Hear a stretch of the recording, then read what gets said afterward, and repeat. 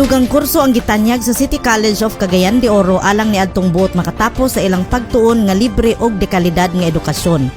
Kini human gitanyag sa maong tunghaan ang Bachelor of Science in Social Work, Bachelor of Science in Office Administration, Bachelor of Science in Entrepreneurship, ug Bachelor of Special Needs Education isip dugang sa kasamtangang Bachelor of Arts in Communication, Bachelor of Technical Vocational Teacher Education, ug Bachelor of Technical Livelihood in Education.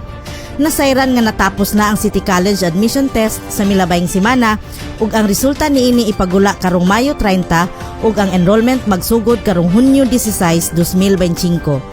Samtang ang klase sa City College of Cagayan de Oro magsugod karong Hulyo 14 ning tuig.